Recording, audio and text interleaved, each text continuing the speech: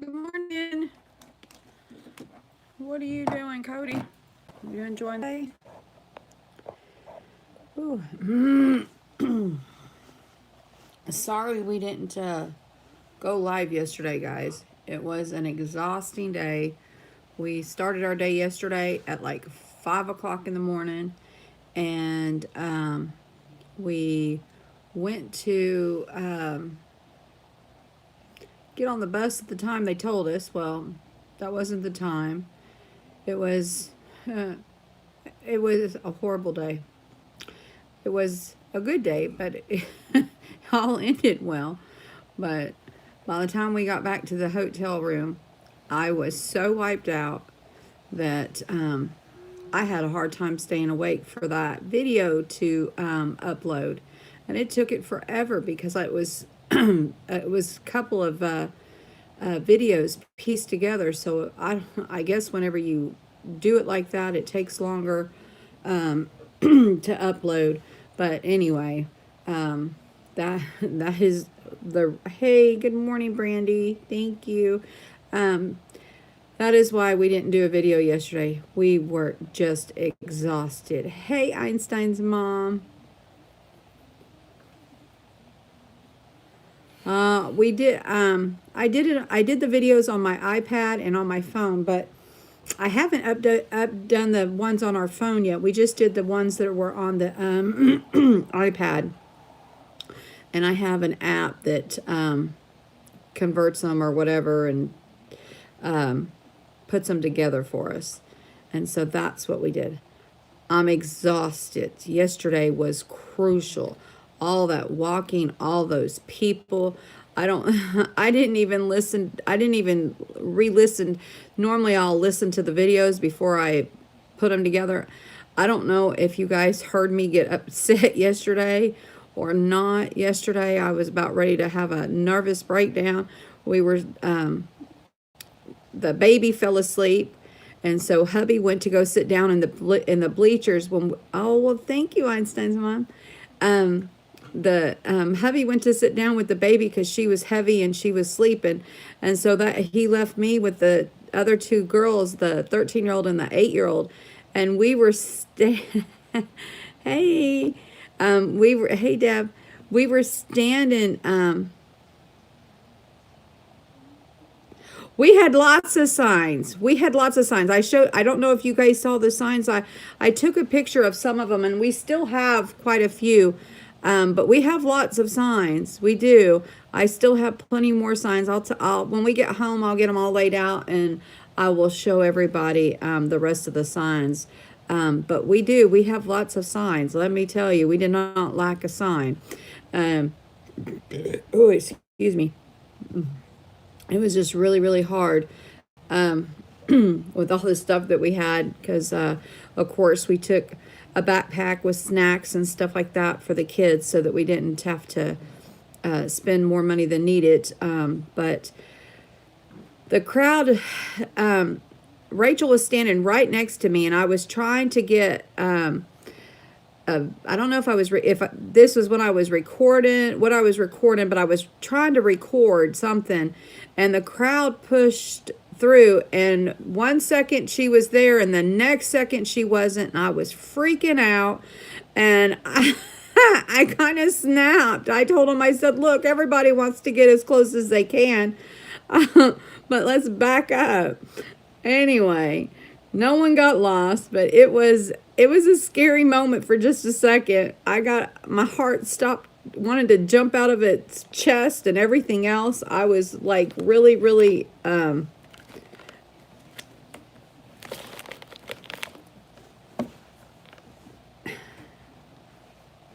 I was really, really excited. I thought I'd lost my baby, or at least one of them anyway. I was freaking out. So if you guys heard me, if I got that on the recording, I am sorry. But it happens. I'm not sure if it's on there or not, but it was about the same time that I was trying to record. And poor Abby, she was trying to help me as well, my 13-year-old, but uh it was a stressful day yesterday. But I did get I believe I got all of what the president said. I got on my phone is the video of the video call or video or whatever you want to call it from Prince Mike Pence. And so whenever I get home, I'll get a chance to get that uploaded to the computer, and we will share that with everybody, or I'll be able to play it and share it one way or another. Whatever's going to be easiest at this point in juncture. But anyway, I got a headline. I just wanted to give everybody that lovely update. We and it wasn't too cold yesterday, but it was pretty nippy. So anyway, guys, let's jump into today's headlines. A lot of stuff still going on about this coronavirus, I guess is how you would properly say it. I want to start with the article from Zero Hedge.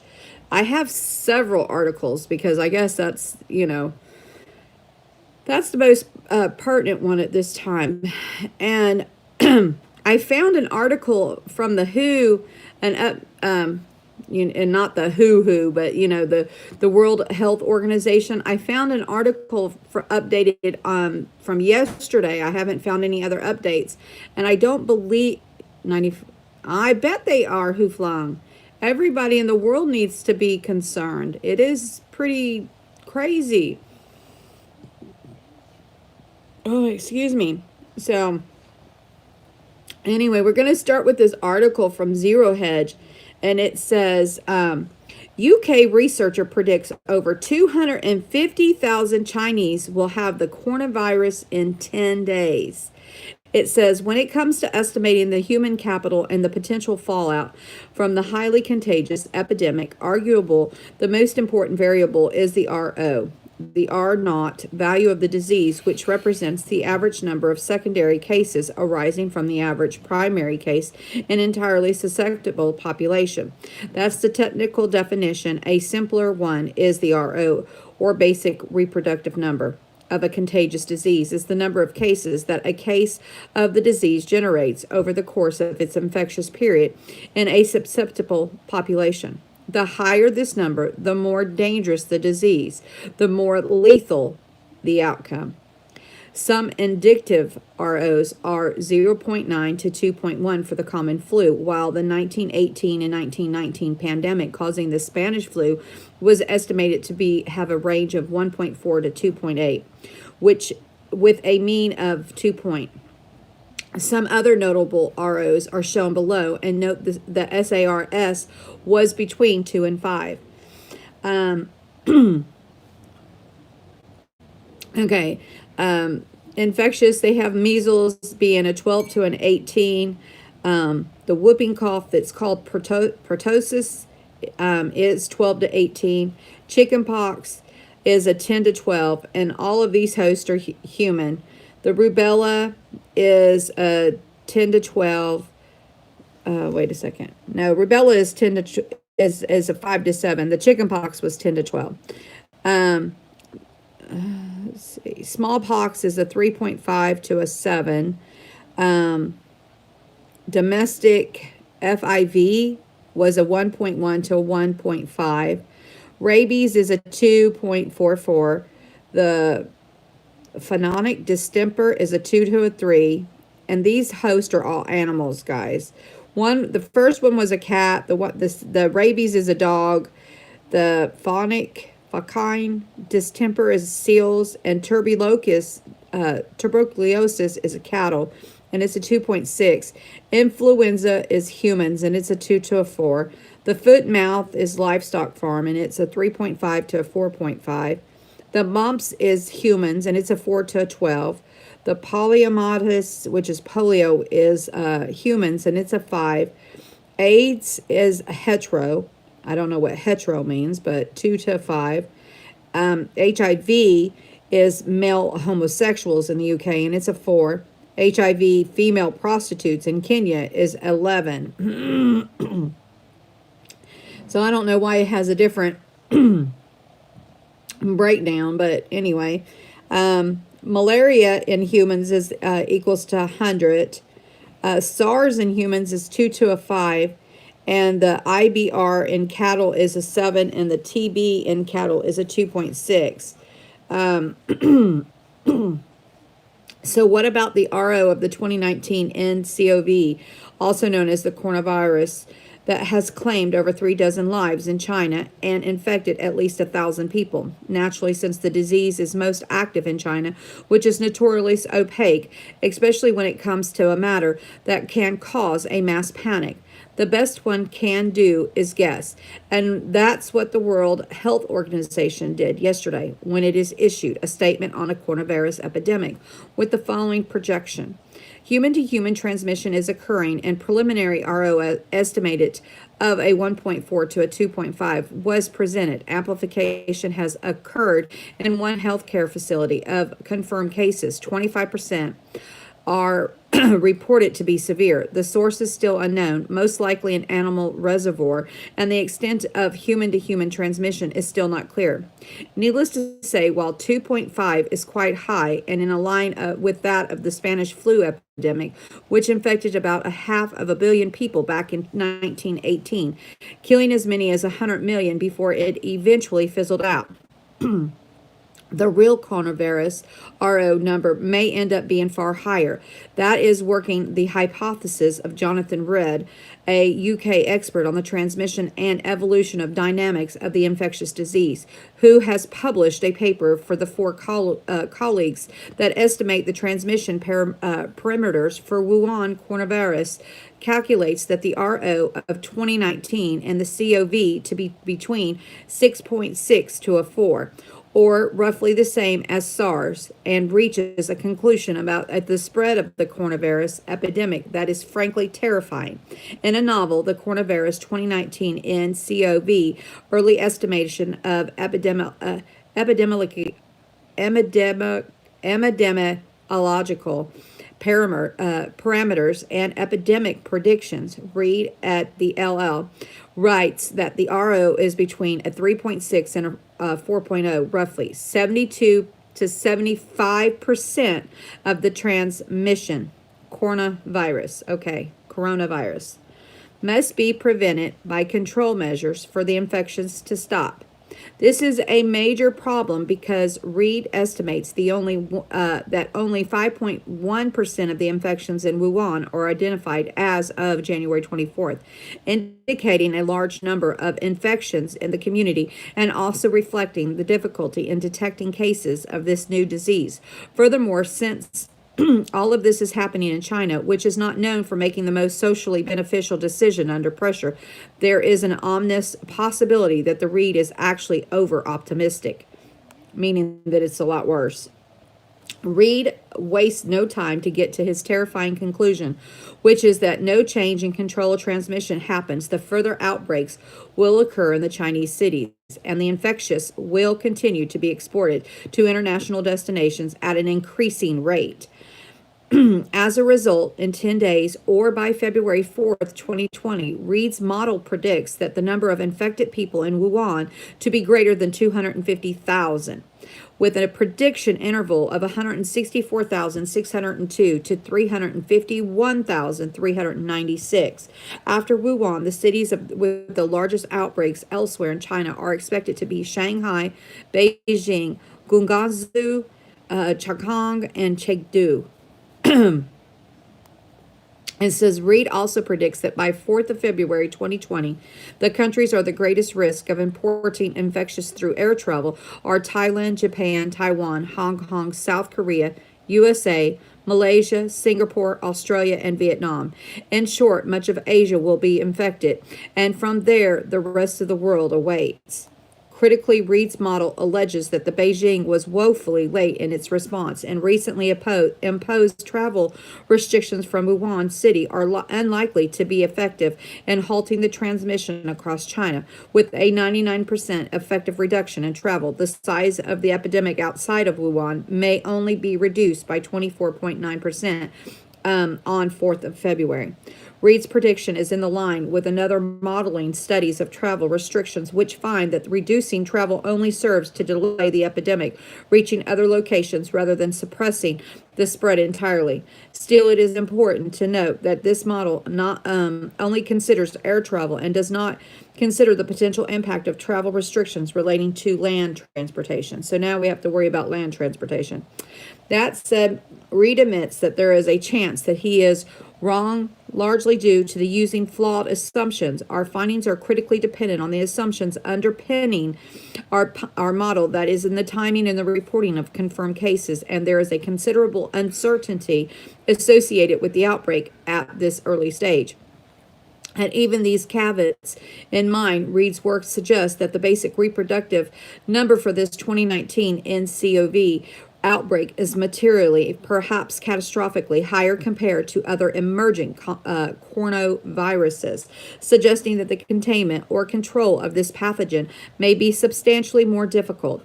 Even assuming that most of Reed's assumptions are overly harsh and pessimistic, his summary leaves little hope that the coronavirus epidemic will be contained at any time soon. We are still in the early days of this outbreak, and there is much uncertainty in both the scale of the outbreak as well as its key epidemic logical information regarding the transmission. However, the rapidity of the growth of the cases since the recognition of this outbreak is much greater than the observed in the outbreaks of either SARS or MERS CoV. This is consistent with our higher estimates of the reproductive number for this outbreak compared to these emergent coronaviruses, suggesting that the contaminated or control of this pathogen may be substantially more difficult.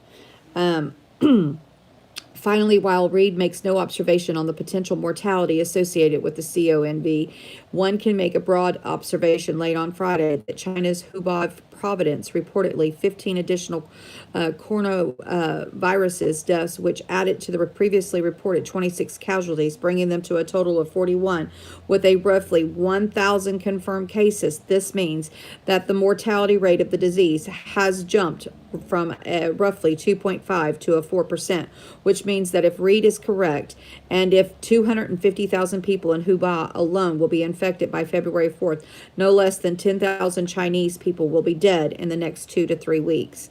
What happens after that, with China effectively paralyzed by fear and the economy grinding to a halt as nobody leaves their home, is anyone's guess. This is pretty big, guys. Pretty big. If you did not think that this could not be something, everyone was, oh, let's not panic, let's not panic. Well, when you've got a city basically as large as 11 million people on lockdown and they're not allowed to leave their homes now, that halts the economy in that city. So then it comes into watch A Plain Truth on YouTube.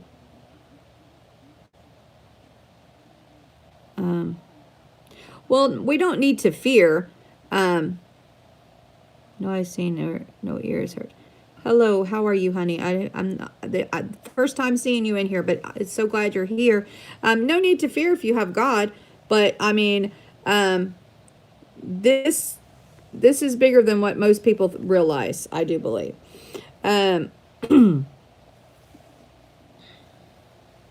Yeah, I saw he was brave and he went to that hospital.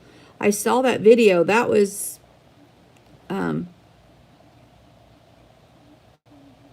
yeah, a lot is shut down. I have several articles that I found on this, guys. 13 cities in lockdown. Yeah, I have quite a few. I have another Zero Hedge article, guys, so bear with me. I want to make sure that I get you guys as much information about this most serious disease that is out there.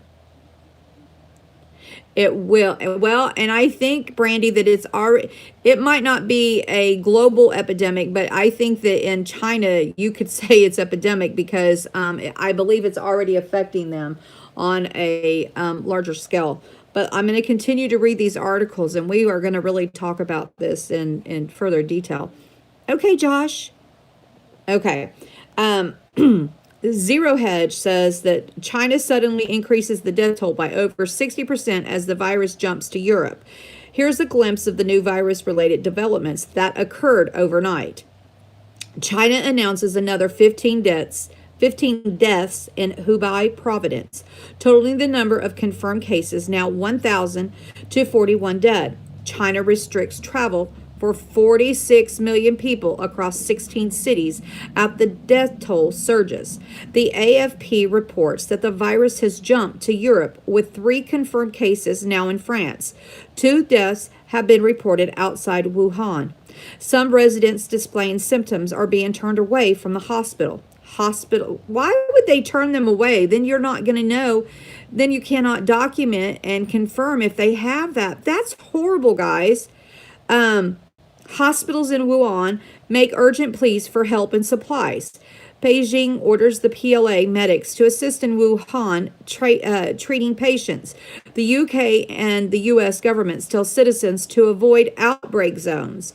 63 suspected cases, and U.S. Senator says 3 confirmed, with 2 reported so far in Illinois and California, and 2 suspected in Minnesota.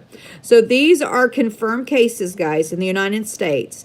2 in Illinois, California, and 2 suspected in Minnesota. It says an update. All day, we've been watching disturbing videos of a hospital's hallways littered with what appeared to be dead bodies, yet the death toll from Wuhan coronavirus hasn't budged from 26 since Beijing reported the first 2 deaths outside of Hubei yesterday. Now we know why. As we suspected, the virus has been claiming more victims, but the local authorities who promised transparency in everything virus-related apparently felt the need to wait until 4 a.m. local time to drop this massive bomb. Another 15 people have died in Hubei as hospitals struggle with the severe shortages of nearly everything, including doctors and nurses. That brings the total number of casualties to 41. In addition, another 180 cases have been discovered in Hubei, bringing the total number of cases over 1,000. 1,000, wow, gosh. The latest figures show the virus is more deadly than previously thought. And again, we're counting on the Chinese to give us this. They are. You know they are. I mean, you're counting on a government that keeps everything so tight-lid that if I'm telling you that they're saying that there's 1,000 people that have this disease, I guarantee you that it's a lot more. I would say 5,000 to 25,000. I would double it and even triple that number. I'm telling you, they do not. And they're turning people away. Did you hear that in the first part of this? In the list of things that I read? They are turning people away. So how could they possibly have an accurate account for the number of people that have this?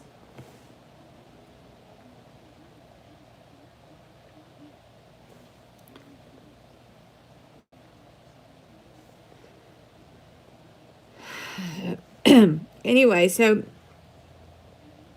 no, they're not, Brandy.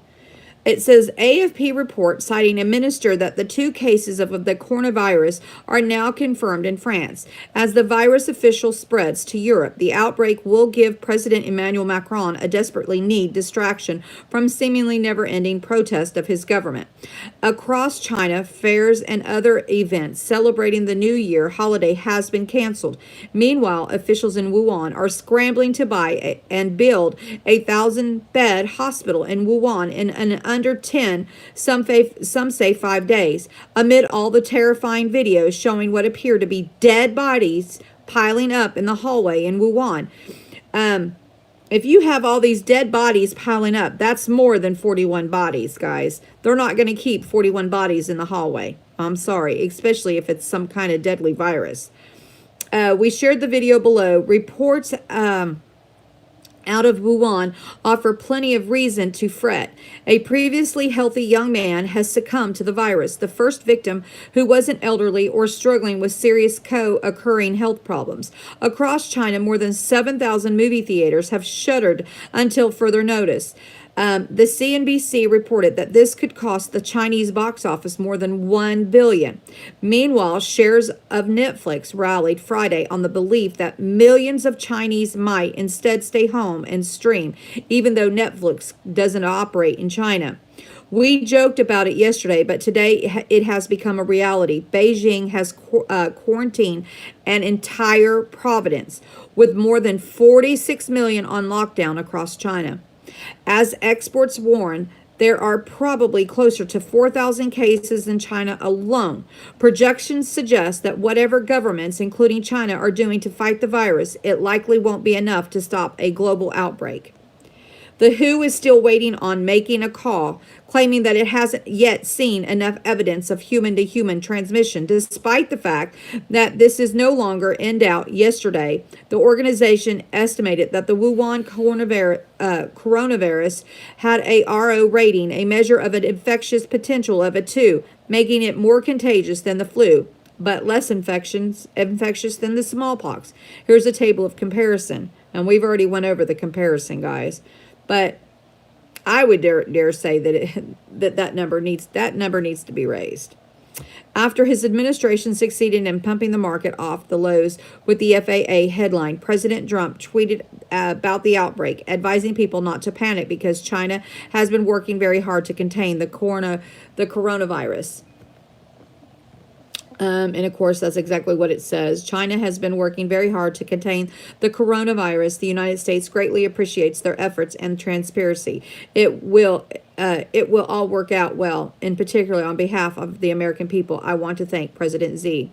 He might as well have tweeted, "Don't panic," in big red friendly letters, as Wuhan pleads for resources and the PLA mobilizes military doctors to the hospital in Wuhan and elsewhere. Reports have emerged of doctors straight up dying from exhaustion, according to the Washington Post. The Post added that the Wuhan is struggling with shortages of every conceivable medical supply, from masks to rubber gloves to personnel.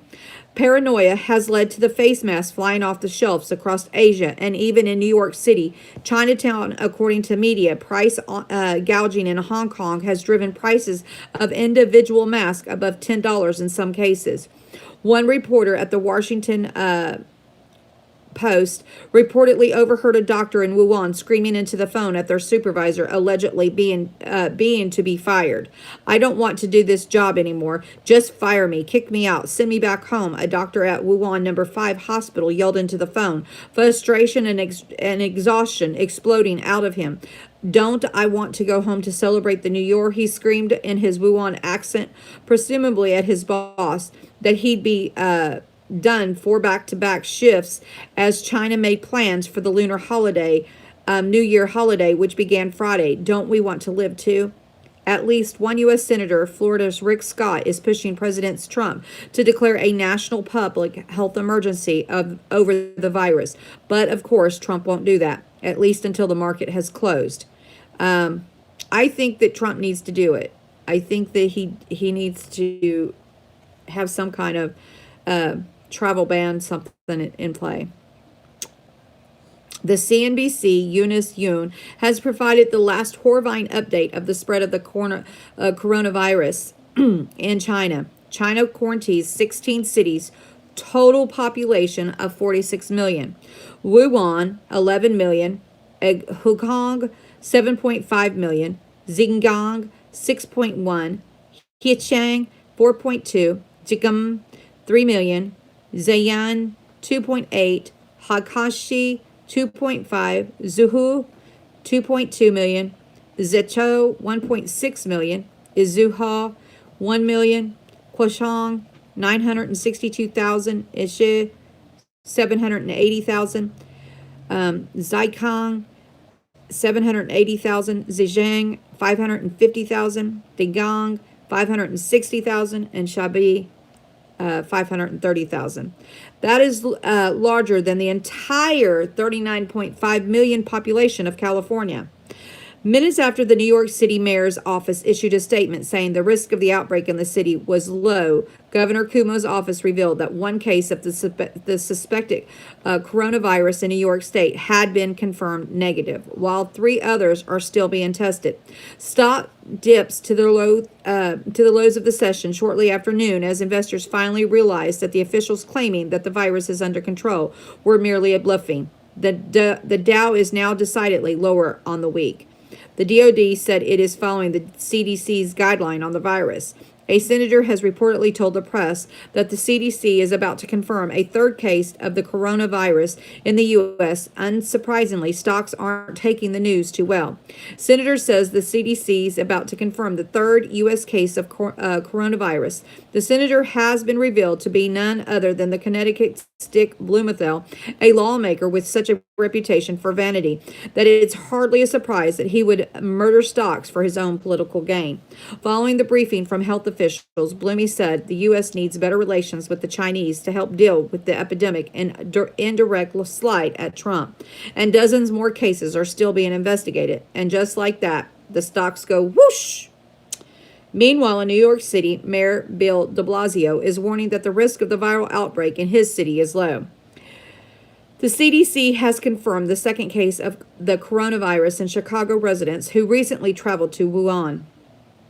Other cases have been rumored in Texas and at LAX, but apparently none have been confirmed. The first case emerged earlier this week in Washington state. Fox News has confirmed that the senators are being briefed on the virus Friday morning. Stocks have turned red on the news. Here we go. Yep, everything is under control. This should be over soon. The Chinese authorities are immediately jumping on every case of the coronavirus. Think again. After more than a week, a worry of multiple talks with doctors, a woman from Wuhan was relieved on Thursday when her uncle, a suspected coronavirus patient, was finally admitted to the hospital. Wang, who declined to give her full name, said her uncle began coughing on January 15th. 5 days later, he went to the Tongji hospital and after having a CAT scan was diagnosed with the viral pneumonia. Though the doctor said he could not be sure if it was the new coronavirus. They said that it might be, but it was also might not be, but didn't have the test kits to make sure. Wang said they could only base the diagnosis on a blood test and the CAT scan. And after being given some medicine, Wang's uncle was sent home. See, they're not giving very thorough examinations, and that's how come you have to know that. Exactly, crispy chicken. And that's how you know that the mere fact that they don't have proper testing in all their hospitals, the mere fact that they're turning people away, tells you that the number of people that actually have this disease is much larger than what they're saying. Much larger.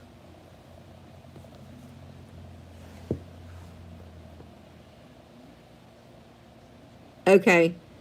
Yeah, definitely good news. I would not order anything from China, guys. I mean, if you order your mask offline, make sure that you're not getting anything from that market.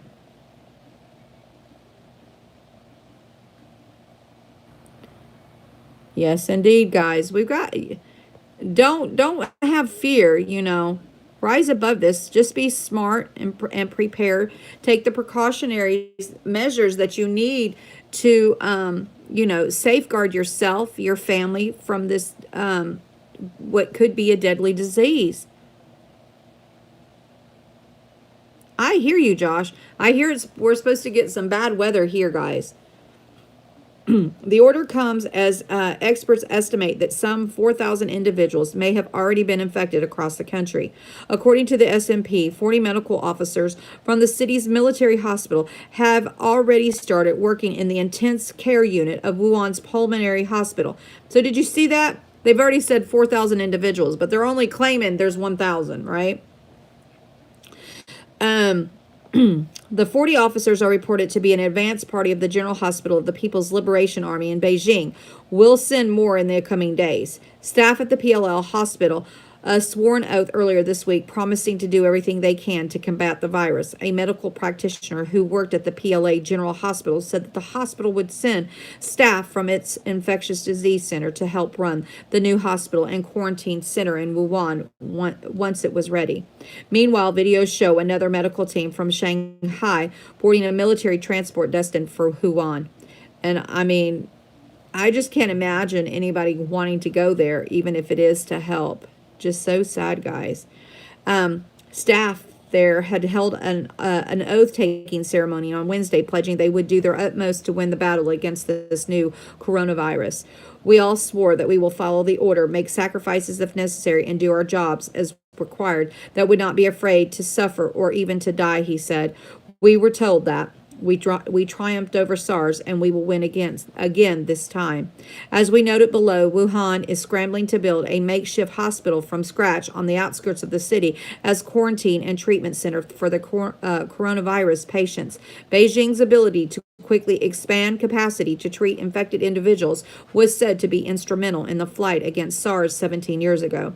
Asian markets closed on Friday for the Lunar New Year holiday, which officially began on Saturday. But in China, the Communist Party leadership are scrambling to contain the viruses of 13 cities in Hubei province are now under quarantine, meaning that 40 million Chinese will be forced to spend the holiday weekend at home. 40 million people stuck at home, guys. The South China reports, and you know that is going to affect their the economics. It just cannot.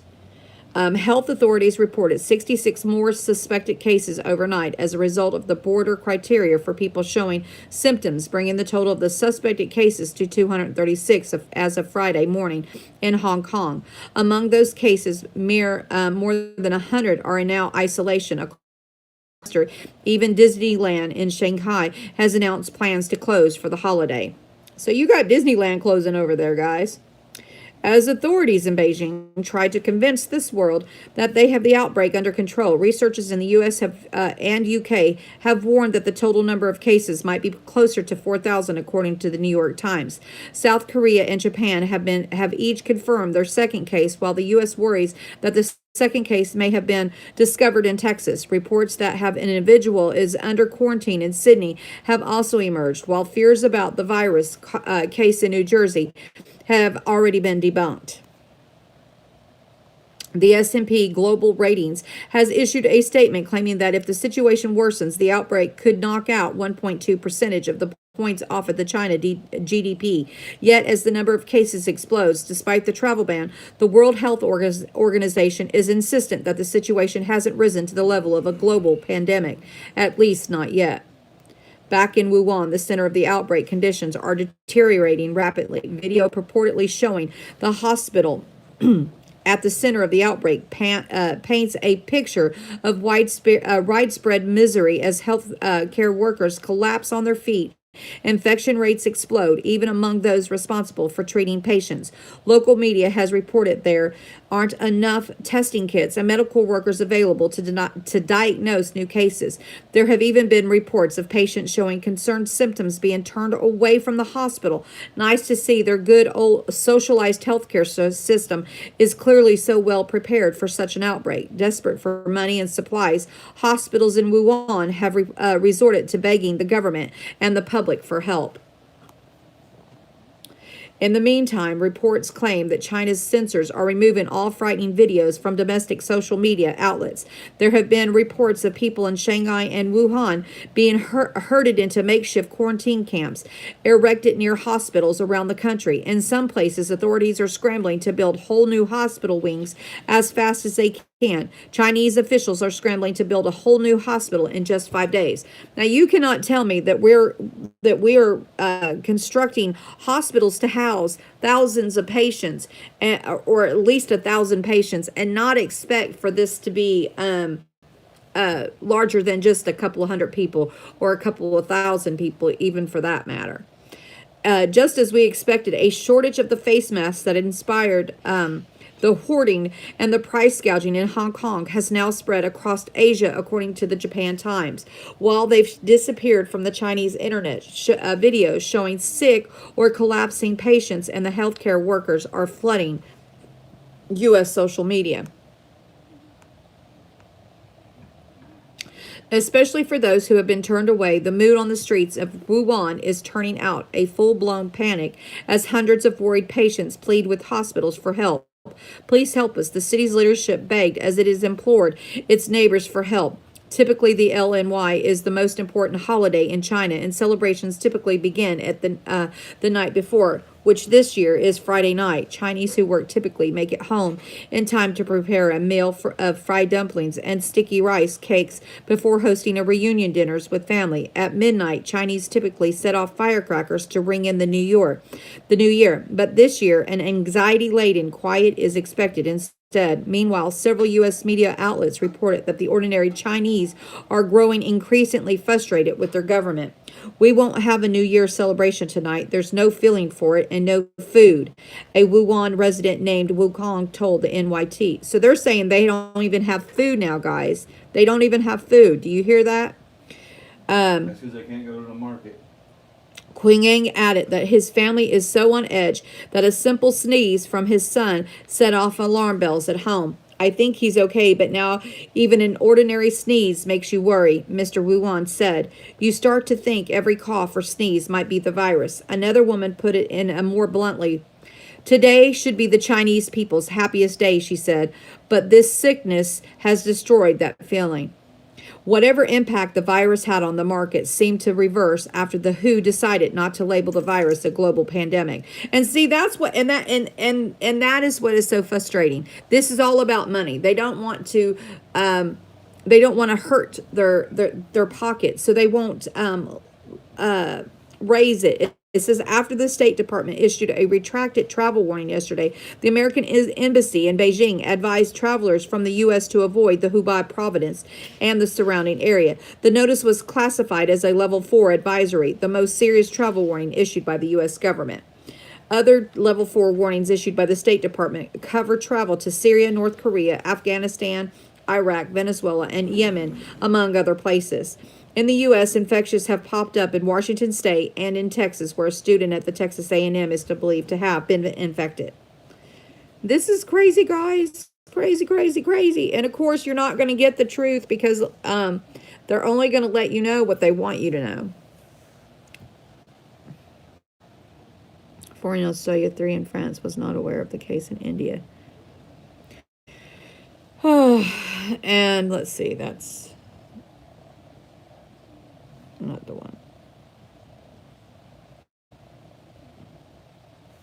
Okay, and then this here is from Reuters, guys, and it says the U.S. is to evacuate its citizens from Wuhan, China, reports the Wall Street Journal. It says the United States is arranging a charter flight on Sunday to bring its citizens and diplomats back from the Chinese city of Wuhan, epicenter of the outbreak of a new coronavirus. The Wall Street Journal reported on Saturday the plane with around 230 people will carry diplomats from the U.S. consulate, as well as the U.S. citizens and their families, the journal reported, citing a person familiar with their operation. Washington was given an approval for the operation from China's foreign ministry and other government agencies following the negotiations in recent days, the newspaper said. A spokesperson for the U.S. Embassy in Beijing said that on Thursday, the State Department had ordered the departure of family members and all U.S. government employees at its Wuhan consulate, but declined to comment on the report that other U.S. citizens would be evacuated from the city. The decision to move U.S. consulate staff and families was due to the outbreak of the coronavirus and logistically disruptions stemming from the restricted transportations and overwhelmed hospitals in the city of Wuhan, the spokesperson said in a statement emailed to Reuters. Crazy stuff, guys. So it's no big deal, but they are evacuating all personnel over there. This from Reuters, it says the Thai airport says still limiting virus scans as seventh patient reported. Bangkok, Thai, busiest airport on Saturday. It was awaiting more than information from Chinese authorities before deciding whether to expand the screening of passengers arriving from China to try to detect the new coronavirus. Thailand has seen confirmed cases in the outbreak, which began in the Chinese city of Wuhan. Some 41 people have died in China, and more than 1,300 have been infected globally, most of them in China. Bangkok's Suvarnabhumi Airport said it had begun temperature scans on passengers arriving from Gazongo and Wuhan, but not all Chinese citizens. Flights from Wuhan have been canceled because it's under quarantine. We will perform a virus scan if the Chinese government announces to watch out for other cities apart from Wuhan and Gungaza, the general manager of the Suvarnabhumi Airport, Stuart Swata, told reporters. Well, I would think that it would just make common sense to scan everybody coming over because, again, you have people that travel in vehicles. They go from one place to another. Just because they got on a plane over here doesn't mean they wasn't over there. China is Thailand's biggest source of tourists and nearly 11 million visitors from there last year. As concerns grow in Thailand over the possibility of a bigger outbreak, some social media users have accused the government of caring more about the money from Chinese tourists arriving during the Lunar Year holiday than public health. And I completely and totally agree. Our country can control the situation. We've had patients who are being treated and are improving. Many have gone home, Public Health Minister Autumn Chavronki told reporters. And I think that I'm calling BS on that. Hello, Patriots. Let's see. And then there's an article from, let's see.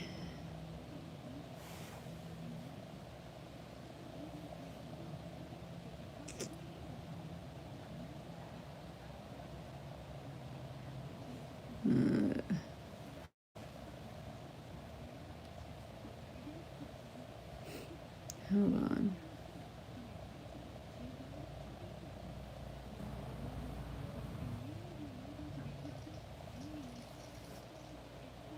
Okay. So then from Fox Business News, we have, it's like a designer virus for specific DNA. I hear you. Okay, so then we have Wuhan bans cars. Hong Kong closes schools as the coronavirus spreads.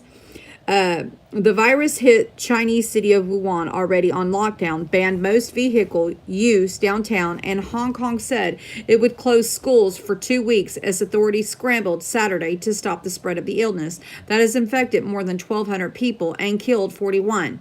Hong Kong leader Carrie Lam said her government has declared the outbreak an emergency and will close primary and secondary schools for more than 2 weeks. On top of next week's Lunar New Year holiday, they will reopen February 17th. She said the direct flights and trains from Wuhan would be blocked. The outbreak began in the city in central China and has spread nationwide and overseas, fueled by millions of people traveling during the country's biggest holiday. The vast majority of infections and all deaths have been mainland China, but fresh cases are popping up. Australia and Malaysia reported their first case Saturday. In Japan, its third. France confirmed 3 cases Friday, the first in Europe, and the U.S. identified its second, a woman in Chicago who had returned from China. The new virus comes from a large family of what are known as coronaviruses, some causing nothing worse than a cold. It causes a cold and flu-like symptoms, including a cough and a fever, and in more severe cases, shortness of breath. It can worsen to pneumonia, which can be fatal. China cut off trains, planes, and other links to Wuhan on Wednesday, as well as all public transportation within the city, and has steadily expanded a lockdown to 16 surrounding cities with a combined population of more than 50 million, greater than New York, London, Paris, and Moscow combined. The cities of Yishang, Zhuhai, and Jingzhou were the latest added to the list on Friday evening and Saturday. Wuhan sent one step further Saturday, announcing vehicles use, including private cars, would be banned in downtown areas starting after midnight. State media reported only authorized vehicles to carry supplies and for other needs would be permitted after that. The report said Wuhan will assign 6,000 taxis to different neighborhoods under the management of local resident committees to help people get around if they need to, the state-owned English language China Daily newspaper said.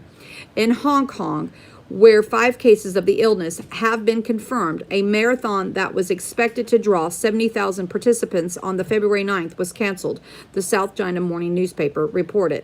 China's biggest holiday, the Lunar New Year, unfolded Saturday in the shadow of the worrying new virus. Authorities canceled a host of Lunar New Year events and closed major tourist sites and movie theaters.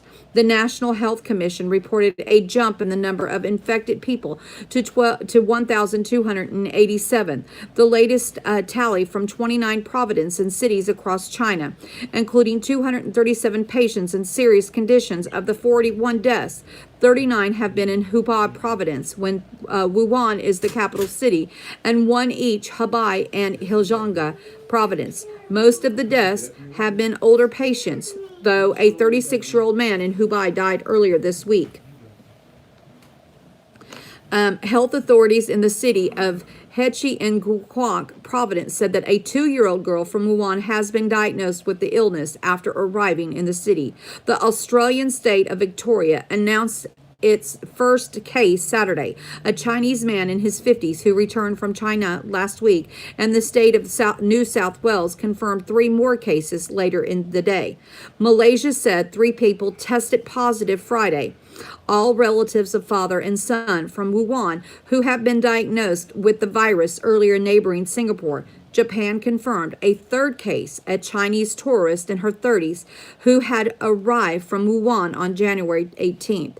The National Health Commission said it is bringing in a medical teams from outside of Hubei to help the handle on the outbreak. A day after videos circulating online showed throngs of frantic people in masks lined up in examinations and complaints that family members have already been turned away at the hospitals that were capacitated.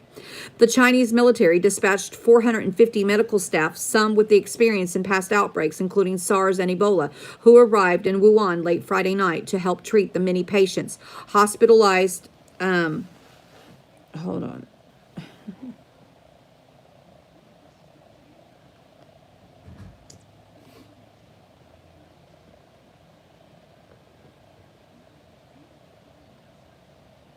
I lost my spot, guys. My thing moved on me. Sorry. The National Health Commission said it's bringing in a medical team. I got that. Frantic people. The Chinese military dispatched. Yep, we got that. Many patients hospitalized with viral pneumonia, the official Xinhua news agency reported. The Ministry of Commerce is coordinating an effort to supply more than 2 million masks and other products from elsewhere in the country, Xinhua said. Wuhan is throwing up a 1,000-bed prefabricated hospital to deal with the crisis, to be completed February 3rd. It will be modeled on a hospital built in Beijing for SARS in just 6 days during the 2002-2003 outbreak. SARS, which started in China, had killed more than 750 people, was a coronavirus. It is not clear how lethal the new coronavirus is, or even whether it is as dangerous as the ordinary flu, which kills tens of thousands of people every year in the U.S. alone. The rapid increase in reported deaths and illnesses does not necessarily mean the crisis is getting worse, but could reflect better monitoring and reporting of newly discovered viruses. In the U.S., the latest person confirmed to have a disease was reported to be doing well. The U.S. Centers for Disease Control and Prevention likewise said it is expecting more Americans to be diagnosed with the virus. The outbreak put a damper on the Lunar New Year in China, the first day of the year of the rat. Temples locked their doors. Beijing's Forbidden City, Shanghai Disneyland, and other major tourist destinations closed, and people canceled restaurant reservations ahead of the holiday, normally a time of family reunions, sightseeing trips, and other festives in the country of 1.4 billion people. We originally planned to go back to my wife's hometown and bought train tickets to depart this afternoon, said Li Mijing, who was on a stroll by a moat by the close of the Forbidden City. We ended up canceling, but I'm still happy to celebrate the new year in Beijing, which I hadn't for several years. Let's see.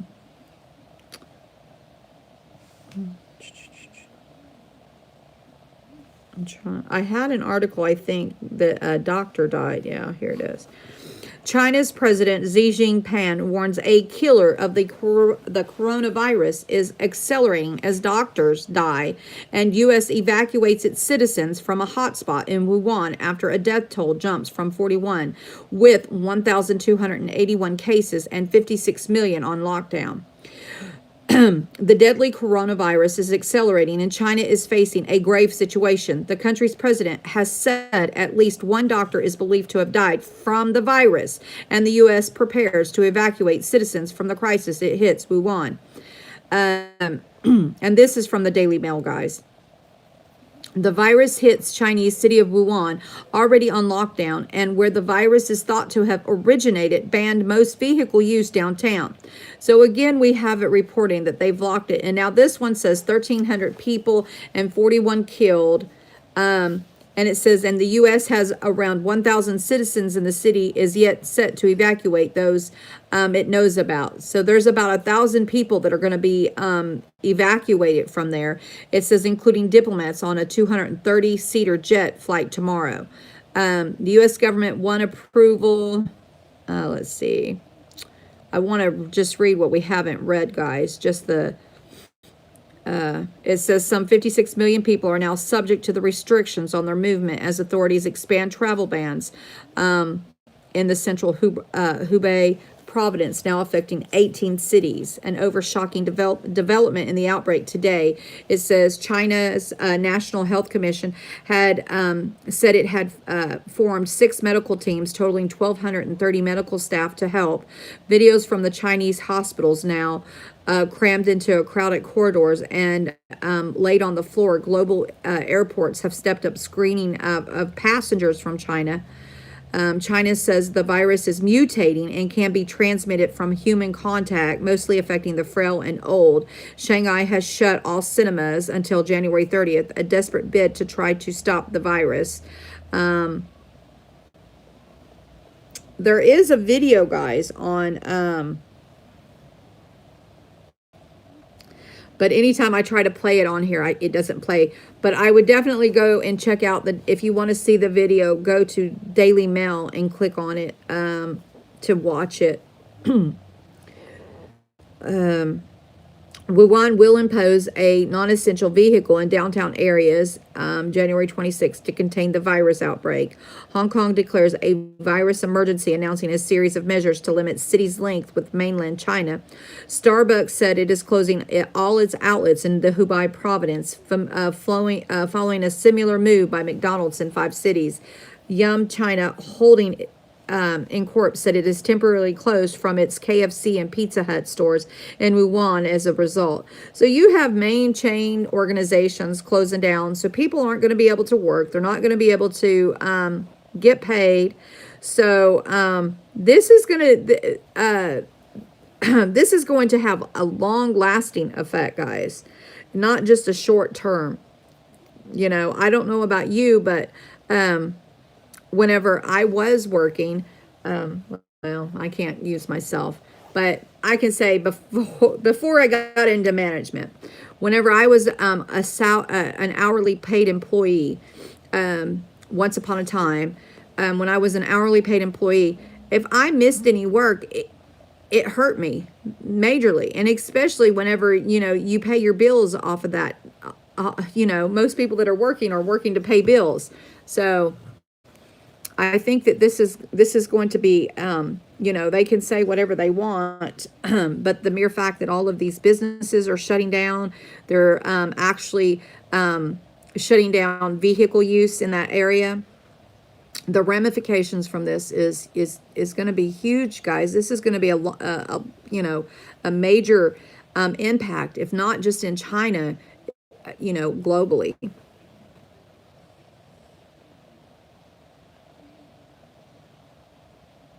It could be, Jules. That's a very strong possibility, because you know they were just coasting along so easily, and was set to probably really cause the U.S. dollar a lot of damage. Um, I I don't see anything else in this article, guys. I've been trying to. I want to give you guys the most information that I could find on this deadly coronavirus and highly contagious disease here, or virus rather. I guess we're not going to call it a disease, but a virus. It says across the Atlantic, British authorities have tested 14 people, but all were negative. That's good.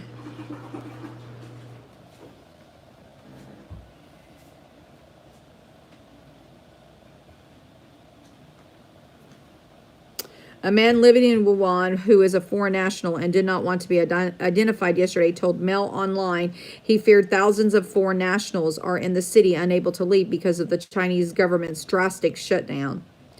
Well, you know, if you have a drastic shutdown, you have to stay. That's part of your work. That's part of it. You can't expose millions of other people to get this crap, you know, because somebody wants to get home. And you have Disneyland, you have all these major places shutting down over there. It's a pretty big thing, guys. Pretty huge. A FEMA director here? A FEMA director has suggested martial law here? Why would we need martial law here? Shannon, can you drop that link? Anyway, so that is all of the, this article is really lengthy, and I have scanned through it. I just wanted, out of this article, I really wanted to touch on the basis that a doctor had actually caught this stuff. So that should tell you. I got to go and look. Hold on, guys. And we did already cover the case in Chicago.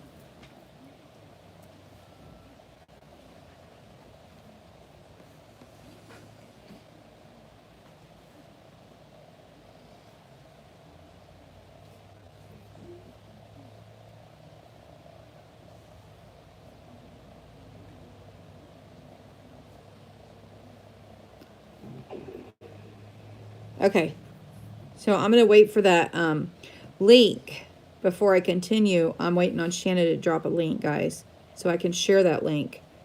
And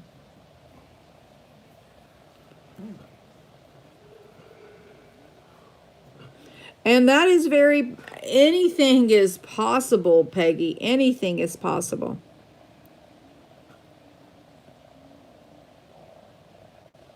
Exactly, Crispy. It's one of the 27 suggestions to POTUS. Okay.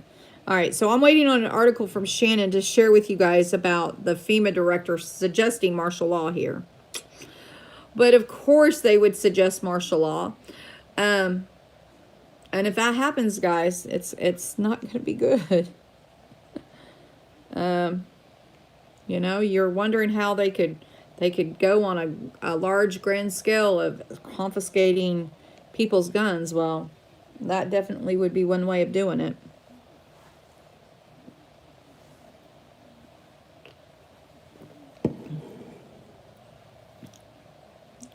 Does anyone know if you can spread it before you are showing symptoms? Mama, I believe that if you have it, it would be contagious at any point. Some things are only contagious at certain times of their lifespan on viruses. but I'm not sure. Oh, DC is cold, honey. Hey, Michelle, how are you, lovey? And me and Michelle got to see each other. I have a video of that, a quick little video. I haven't been able to upload it yet, but we will do so as soon as possible. It's cold and rainy. I haven't been outside, Michelle. I'm still in the hotel. Well, it's not raining right this second, but it's been raining all morning.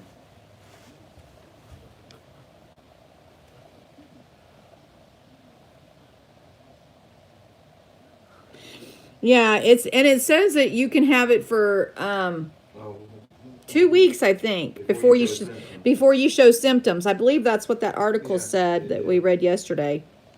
This is what you read today. And what I read today. Yeah, I've read so many articles. Everything just. Well, you know me, I catch everything.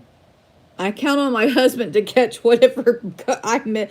I retain everything, but sometimes it's like I'll get yesterday's headlines or something confused. Unless you have a fever. Thank you, Heaven Bound. I told you some of them you can't contagious until a certain point in its lifespan.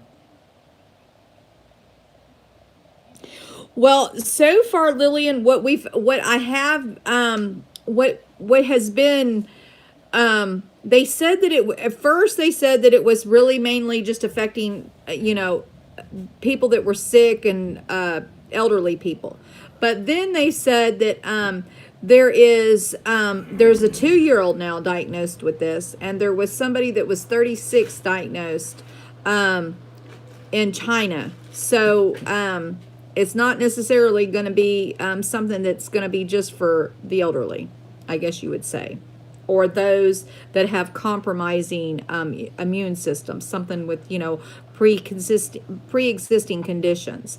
Hello, Joey. How are you, love?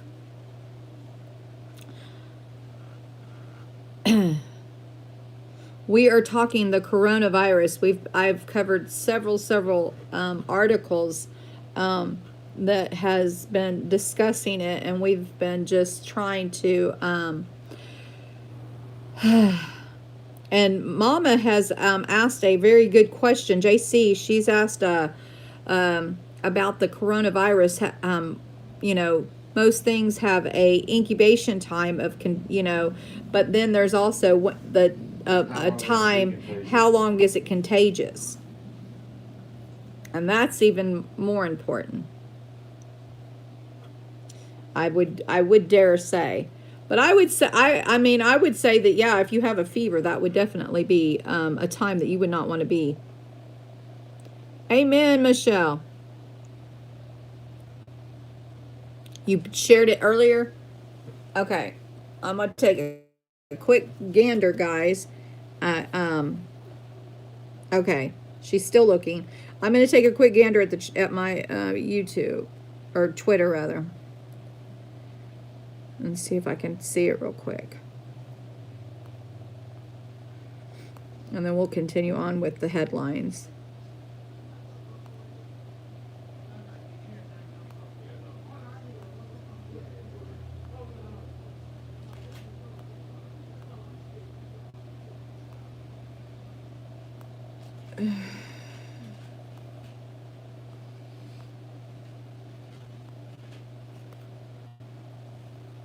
Let me see if I can do it this way.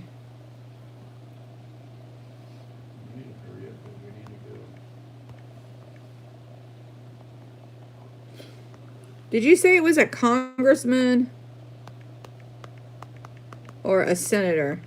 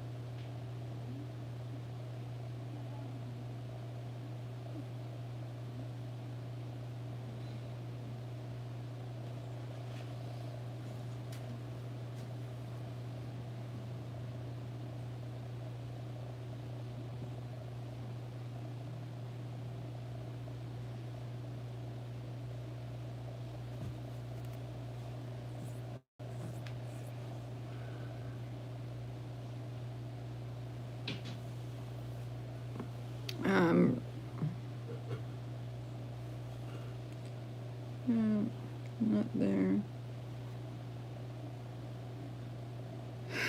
I wish I could find that article. I couldn't find it, and I'm not finding anything. So, but I will continue. This here is the, this here, guys, is from the WHO, and it says International Travel and Health. The updated WHO advice for international traffic in relation to the outbreak of the novel coronavirus, the 2019-NCOV. And this was put out yesterday, the 24th of January. It says this is an update to the WHO advice in relation to the outbreak of the novel coronavirus NCOV, published by the WHO on January 10th, 2020. Since the date, travel-related cases linked to the Wuhan city has been reported in several countries. For details about the current outbreak in China and exported cases, please refer to the disease outbreak news and the situation reports published by the WHO.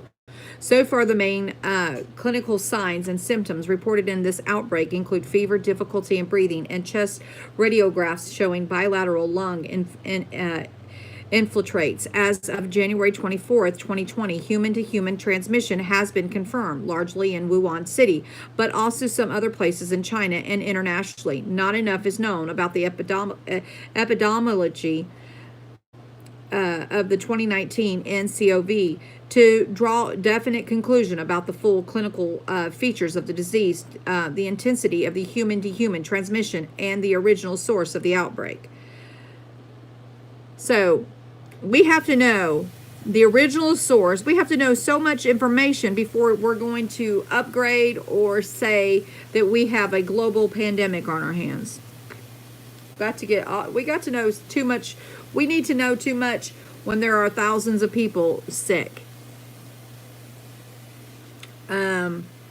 It says the WHO standard recommendations for general public to reduce exposure of transmission of range of illness are as follows, which include hand and respiratory hygiene and safe food practices. Frequently clean hands by using alcohol-based hand rub or soap and water. When coughing and sneezing, covering a mouth and nose with a flexed elbow or tissue. Throw the tissue away immediately and wash hands. Avoid close contact with anyone who has a fever and a cough. If you have a fever or cough or difficulty breathing, seek medical care early and share previous travel history with your health care provider.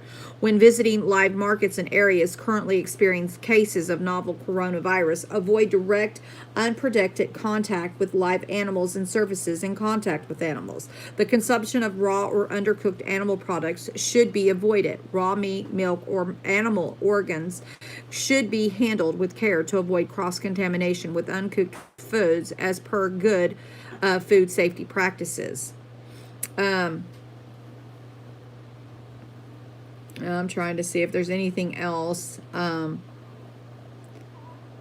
the WHO puts out that we haven't already covered, guys. Here's advice for the screening.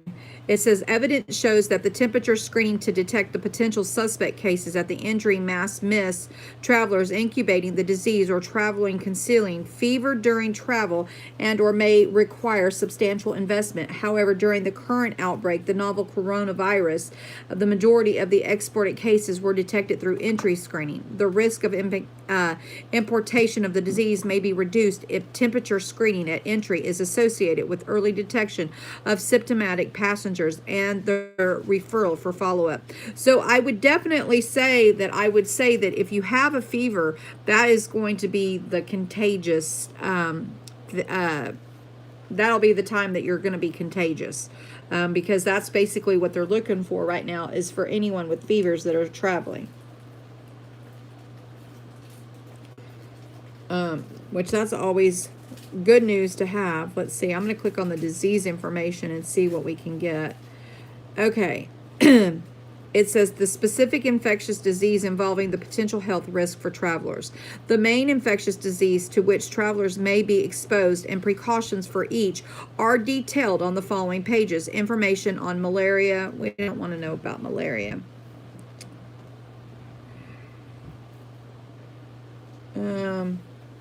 And I wonder why they don't have the coronavirus on here. You would think with that they would. I'm not seeing it though. Everything but, guys. We care about what's going on right now. Anyway, let me look back here.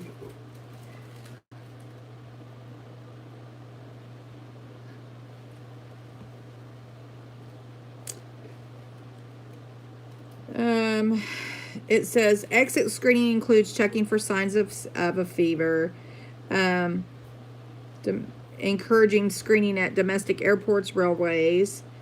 Travelers who have had contact with confirmed cases or direct exposure to potential source of infection should be placed under medical observation. A high-risk contact should avoid travel for a duration of the 14 days incubation time. So I guess they're saying that the 14 days, it's contagious for 14 days, is what I'm gathering. So they want you to, if you've been exposed to this coronavirus, it is contagious for 14 days. That is the time that they're asking for the quarantine or observation, I would say. So a fever and definitely 14 days incubation or quarantine for those that are been exposed. Crazy stuff, guys. Okay, so then we have, we already talked about the woman in Chicago that becomes the second confirmed case of the coronavirus. I'm not going to cover that again.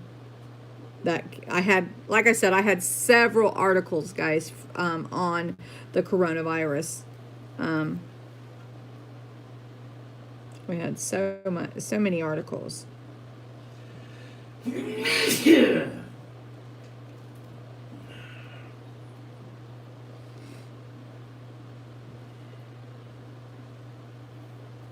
Okay, now we're gonna go ahead and cover. Okay, so I'm going to go ahead and talk now about the earthquake in Turkey, guys.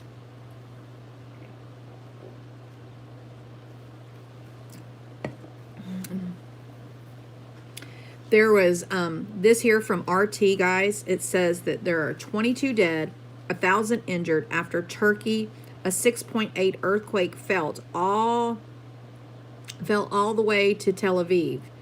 And a 6.8 earthquake in eastern Turkey has claimed at least 22 lives and caused multiple buildings to collapse, trapping many under rubble. The quake was centered in the province of El Zig and was felt as far away as Tel Aviv of Israel. The quake struck near the town of Service, but was felt in other neighboring countries, including Syria, Georgia, Lebanon, and Armenia. Its depth was measured at 10 kilometers by the EMSC, and it was violent enough to send people running outdoors for safety, according to the local media. Turkish authorities reported that over 1,000 had been injured in addition to the 22 deaths, 13 of which occurred in El Zag, 4 in Malaysia, and another 2 elsewhere. The death and injury toll has continued to climb throughout the day. After initial reports, the emergency workers have so far rescued 39 people who were trapped under the rubble. Turkey's interior minister said some 170 ambulances and helicopters have been sent to both provinces to treat the injured. The initial tremor was followed by a series of aftershocks, peaking at a magnitude of 5.4 and 5.1, according to Turkey's Disaster and Emergency Management Presidency. Around 10 buildings have collapsed in Service, according to the local media. The town has a population of around 4,000.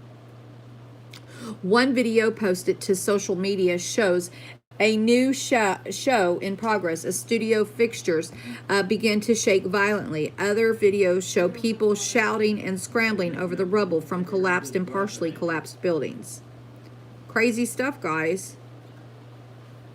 We have the coronavirus in one part of the world, and we've got, well, it's not just in one part, but the major outbreak in one part. And then we have a horrible earthquake going on in Turkey.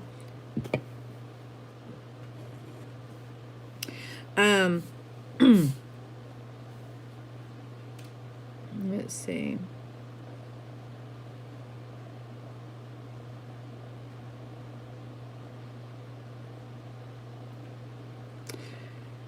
I don't know if this was covered yesterday or not, but I'm going to talk about it. There was an explosion in Texas, in Houston, and I saw this last night when I checked my Facebook, because my a really good old family friend, I've known her since high school. She was checked herself safe. You know how whenever there's a disaster or whatever on Facebook, they have this thing to where you'll know if they're okay. And I saw that she had checked herself safe, as well as a couple other people, and I thought, what the world? But apparently, they have started cleanup, and the process continues after a deadly explosion in northwest Houston. The city of Houston said the last time destruction was on this level was during Hurricane Harvey. It's been a little more than 24 hours since a massive explosion in northwest Houston. It took the lives of 2 workers and damaged hundreds of nearby homes. Residents whose homes were destroyed by the impact of the explosion had no choice but to leave their neighborhood after the blast, with no idea of when they could return. Thankfully, police allowed families to get back to their homes Friday evening to board up their windows, secure their belongings, and start the cleanup process. It says the Houston Chief Police Art Acevedo made it very clear during a press conference that police will be doing round-the-clock patrols to fend off potential looters, and anyone caught prosecuting will be charged. Uh-oh. I got to plug up this, guys, before my phone dies.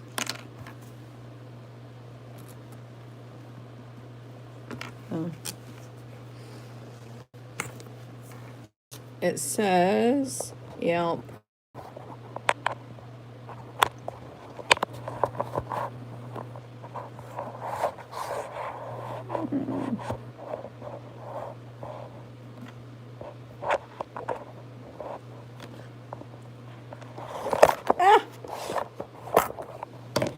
Alright, guys, I'm having issues here. Okay. Anyway, but there are so many things that need to happen before residents can start rebuilding and getting back to their lives. Insurance companies will likely set the pace. Adjusters are going to be estimating damage, and so is the city, who compared the destruction to Hurricane Harvey. Houston Mayor Sylvester Turner reminds us it could have been worse. The explosion occurred 2 hours later. Many more people's lives could have been lost, and many other individuals in the surrounding areas could have been seriously impacted, Turner said. Team Rubicon, which is a group of military veterans who stepped in to rebuild homes after the disaster, is already organizing an operation to help families in need. And don't forget about the businesses. Nearby businesses are also having to clean up, which means they are unable to make money. Meanwhile, at the blast site, many federal, state, and local agencies are doing their own investigation, which officials said may take up to a year to complete. It says 2 people were killed in the Friday massive explosion at the industrial site in northwest Houston. Authorities identified the victims as Frank Flores and Geraldo Castornia. The 2 were apparently employees of the business and had shown up early to use the gym on the site. A nearby resident was also taken to a hospital with unknown injuries, and 18 people self-reported to emergency rooms with minor injuries, such as cuts and breathing issues associated with the blast. The explosion at the Watson Grinding and Manufacturing at 4500 Gessner was heard and felt across the city at about 4:24 a.m. Friday. It caused significant damage to nearby homes and businesses and left a debris field that stretched at least 2 miles away. And this time, there's no evidence of terrorism, Houston Police Chief Art Acevedo said at an afternoon news conference. Acevedo said it was extremely likely that the 2 victims of the explosion were 2 male employees of the company. The families of both men went to the scene, and the vehicles belonging to the men were still there. Two neighborhoods near the explosion were closed off to the people who don't live there. As Sevedo says, no one other than the residents would be allowed in the Craverdale and West Branch subdivisions. Police will be patrolling the area around the clock. Showed at least one industrial building completely flattened. Surrounding buildings had their walls, windows, and the portion of their roofs blasted away. That was a massive explosion, guys. Okay, JC, we'll see you in a little bit. Bye, love you, girl. Waston Grinding released the following statement Friday evening. Waston Grinding and Manufacturing experienced an incident in the early hours on the 24th of January. That resulted in the fatalities of two of our employees and impacted our operations. We are saddened by the tragic passing of our co-workers, and our deepest sympathies are with their families for their profound loss. We are working diligently to address the situation and cooperating with the federal, state, and local authorities investigating the accident. We are extremely grateful for the brave efforts for the first responders who were on the scene immediately and will continue to give our full cooperation and support to their efforts. Our hearts go out to the families and businesses impacted by the incident and to our community at this time.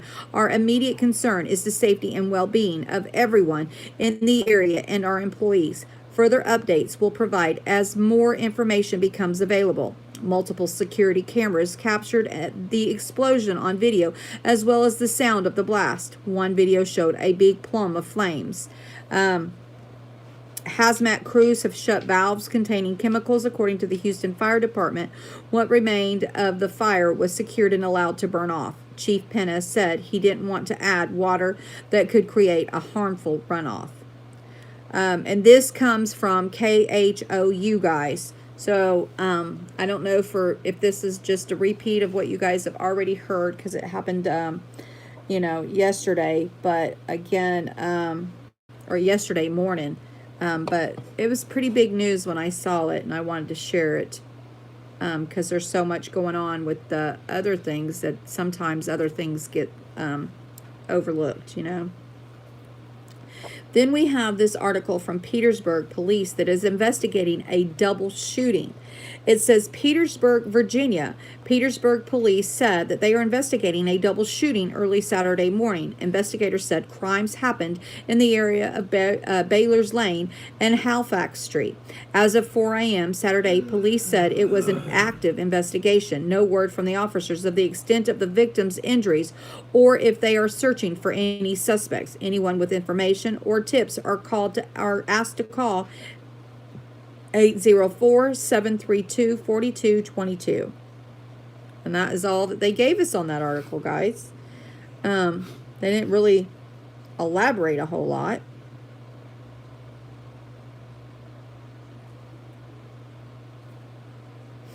And then there was from Fox News, it says a Chicago area cigar lounge shooting. A woman fires at 3 men, killing one, and then kills herself, the police say. A 51-year-old woman fatally shot a 51-year-old man at a Chicago area cigar lounge Friday night before turning the gun on herself, according to reports. 2 other men were wounded after the gunfire broke out at the Humidor in Lilla, the third, about 26 miles out of the west of downtown Chicago. The person responsible for the shooting did take their own life, the police told the station. The woman had shot 3 of men. Lyle Police Chief Ron Wilkes told the Chicago Tribune that the 2 wounded men were taken to the hospital, he said. At this point, we have no idea why this happened, Wilkes told the newspaper. We're interviewing a lot of witnesses and hope to get to the bottom of this. So there was a shooting situation outside of Chicago. Then now we're going to cover. I'm gonna save that one for last because we're gonna crack up on that one, guys. Fox News says that the Virginia House advances gun control measures just days after the gun rights rally. Democrats in Virginia House are advancing a package of gun control measures less than a week after tens of thousands of pro-gun advocates from around the country rallied at the state capitol. But the advancing bills don't yet include a proposed assault weapon ban, a top priority for Governor Ralph Northam, and one that's drawn fierce resistance from gun right advocates. A Democratic-led House committee voted Friday for several pieces of gun legislation that a Republican majority has blocked for years. Those bills include limiting handgun purchases to once a month, the universal background checks on gun purchases, allowing localities to ban guns in public buildings, parks, and other areas, and a red flag bill that would allow authorities to temporarily take guns away from anyone deemed to be dangerous to themselves or others. And again, I encourage every county in Virginia that wants to protect their gun rights to really consider taking up that offer from West Virginia State of, joining that state and just annexing themselves from the state of Virginia. That would be the most the best way to ensure that your rights are protected, and that would put a big damper on the Democratic issues there. Our action today is for the families we have lost. We have lost loved ones as a result of gun violence, House Speaker Eileen Filler-Corn said. The measures will go to the full House for a vote, likely next week, before going to the Senate, which has already passed some gun control bills of its own.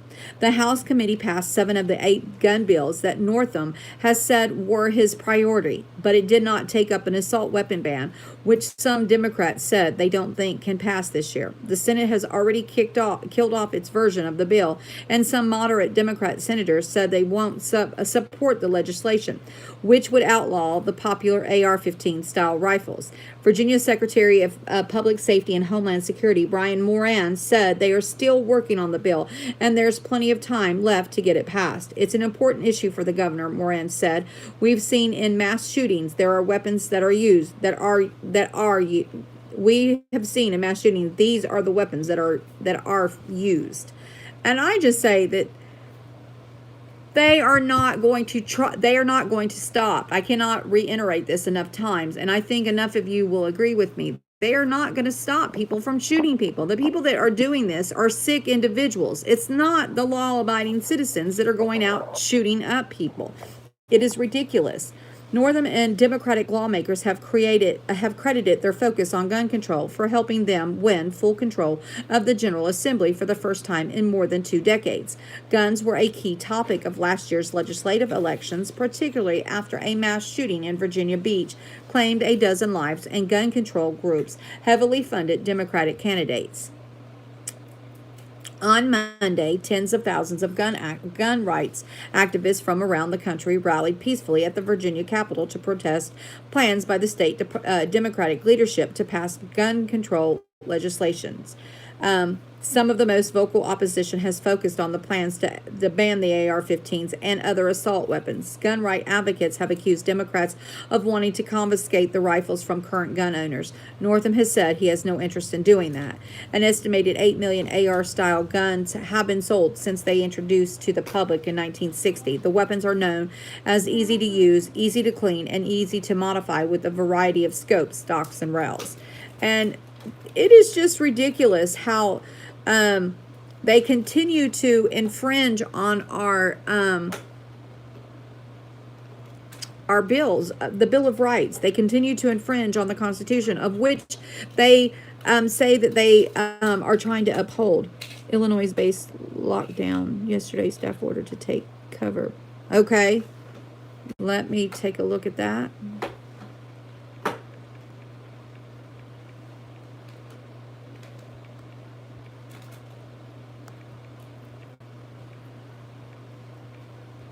Because I don't have that article.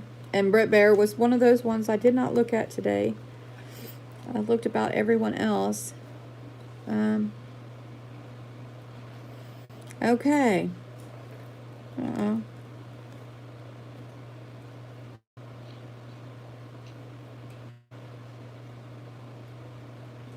Okay, it says the Illinois Naval Base on lockdown, staff ordered to take cover. Update at 11 a.m. Eastern Eastern Time, a driver who crashed his vehicle into the front gates of the Naval Station Great Lakes is in police custody and undergoing questioning. The area is being swept by military working dogs. Several buildings have been evacuated, said a spokesperson for the Navy base, reads Brett Bear News original report below. The Naval Station Great Lakes is on lockdown Friday as law enforcement search for a gate runner ahead of a graduation ceremony slated to take place at the Illinois station. In a Facebook post, the base ordered personnel to take cover in the nearest building or structure while individuals inside were asked to run, hide, and fight and await further instruction. Speaking to the NBC Chicago, Lake County Sheriff spokesperson Sergeant Christopher Covelli said a vehicle rammed the base's front gate and the officers were conducting a search for a person within the station. No one was harmed and no property was damaged, said a public information officer to the base. Due to the incident, the graduation ceremony was pushed back to 10 a.m. local time instead of 9 a.m. due to the variety of circumstances. The officer added there are no additional details known at this time. That's kind of crazy. They're told to go fight, but there's no one to fight and to defend.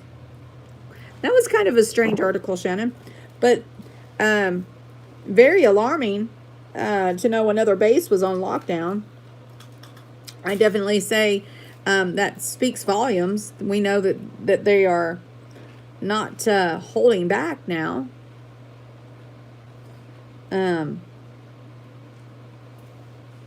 Okay. So then we have Lindsey Graham attacks and then protects Biden. Will oppose any attempts to call as an impeachment witness. And this is from Zero Hedge. And guys, I think that I have my good days and bad days about Lindsey Graham, whether or not I think I could trust him or not trust him. But I think without any doubt that if you can see Lindsey Graham flip-flopping so easily, let me see. You said somebody was in the hospital. Let me see.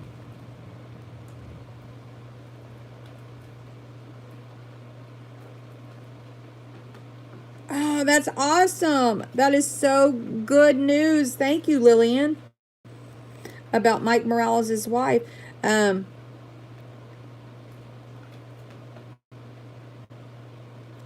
Praise the Lord. That is such good news. New York City Chinatown fire right now. Let me see if I can get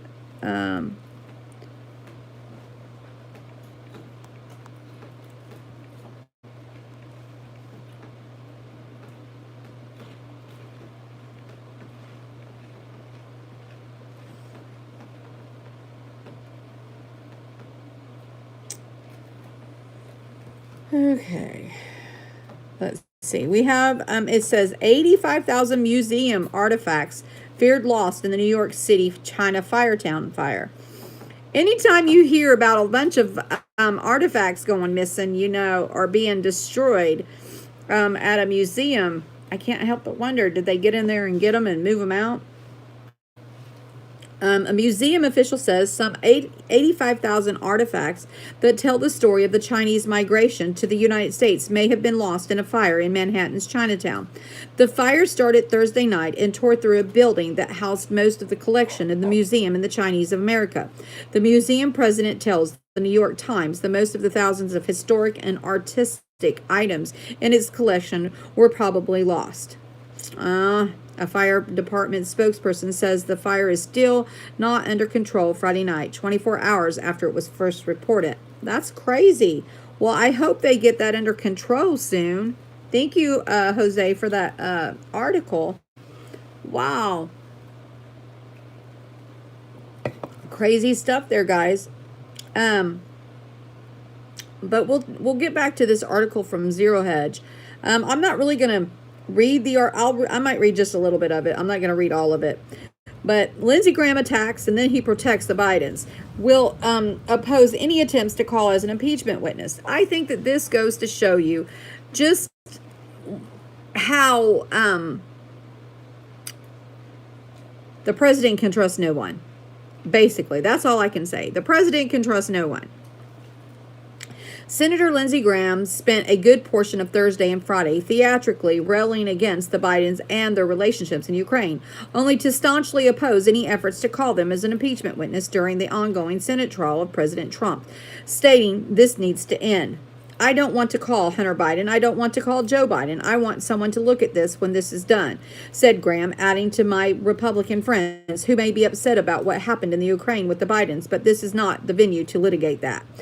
And I think that this is the where is the venue? Yeah, I think this is very much the venue to litigate that. I want to say, you want to say that our president, they tried to say our president did a quid pro quo, which we have Biden admitting on national TV that he did do it. We have the evidence of how much money that they had, that they profited off of that. I mean, the corruption is, and then of course, because the president was trying to expose the corruption that was in the last administration, that's what this is all about. You know, this is ridiculous, guys. Ridiculous. When is it? When, you know, we're supposed to be about transparency, but it's only the transparency that comes against the truth. Well, this is a Republican senator or congressman. I'm so sick of Lindsey Graham. I am really truly sick of him. I'm sick of all these lying devil enemies, Satanists, whatever you want to call them. I will lock them all up together as one. Mercy, guys. You get my dander going again.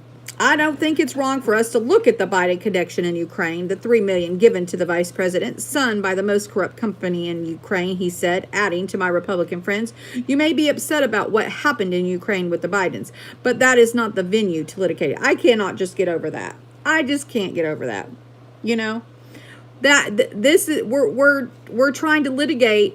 They're trying to say that our president did exactly what this man did. This vice president, ex-vice president did. So, yeah, but it's not the right place. Give me a break. Anyway, so that comes from Zero Hedge, guys, the article. And then we have Zero Hedge also. We have Zero Hedge also putting out an article that says, No, America, mass protests erupt in Baghdad, demanding U.S. troops withdraw. Al Jazeera English is reporting that thousands of Iraqi protesters have hit the streets in Baghdad after the influential Shia clerk Muqtada al-Sadr called for a million-strong march to demand the withdrawal of U.S. coalition forces from the country. NBC News Tehran Bureau Chief of Correspondent Ali Al-Razi said hundreds of thousands of protesters marched across the Baghdad on Friday, demanding U.S. troops leave the country and close all military bases and embassies. Hundreds of thousands of protests in Baghdad calling for all U.S. troops to leave Iraq, close all bases and embassies. If they don't, they will be considered an occupying force. And that was from Ali Al-Razi, January 24th. Protesters held signs that read, No to America and No to occupation, amid a sea of nationalism, anti-Americanism erupting across the country's capital. Others were heard on a loudspeaker blasting the phrase, Death to America, Death to Israel. The presence of U.S. coalition forces in the country has become a hot subject since President Trump launched a drone strike against Irani Qassem Soleimani, an Iraqi militia commander, Abu Mahad al-Madin's, killing both earlier this month near Baghdad.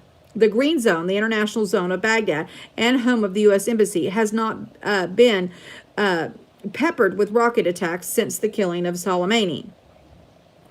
Iraqi's parliament voted to expel all foreign troops, including 5,000 U.S. forces from the country, and asked the government to cancel assistance from the U.S.-led coalition that have been working with the Iraqi army in the eradication of ISIS. A senior U.S. official said Thursday that the Trump administration has yet to hold talks with Iraq about the U.S. troops exiting the country. Several weeks ago, President Trump threatened severe sanctions against Iraq if the parliament enforced a law that would expel U.S. troops from this country. We have a very extraordinarily expensive air base that is there. It cost billions of dollars to build. We're not leaving unless that is paid back to us, Trump told reporters. Twitter's users have documented Friday's massive protest, and Aurora Intel said the main street being used in Baghdad, Baghdad, hashtag Iraq for the protesters, and using 4 people per M2. This meets a rough estimate of 600,000 people able to be at this protest if I've got the right location. And I would say go to Zero Hedge and look at the article. It does look like a lot of people showed up. And I just say, again, we don't need to be there, but why are we wasting money on putting bases in other countries? Beyond me. So it is one of those things. I understand why President Trump hasn't just upped and took our troops out of there, because it's like being pushed around and you want to stand your ground type thing, but it still doesn't make it right. There's an article here from Zero Hedge that talks that the scientists in Britain may have just accidentally found a cure for cancer. Every once in a while, medical researchers simply have a stroke of good luck. In this case, the stroke of good luck could have a profound effect on the medical community. Researchers at Cardiff University that were in the midst of analyzing blood from a bank accidentally stumbled into an entirely new type of T cell, according to the Daily Wire. The new cell carries a never-before-seen type of receptor that acts like a grappling hook, latching on to the most human cancer. Prior therapies, called CAR-T and a TCR-T, which uses the immune cells to attach to the HLA molecules on cancer cells' surface, are incapable of fighting solid tumors, the article notes.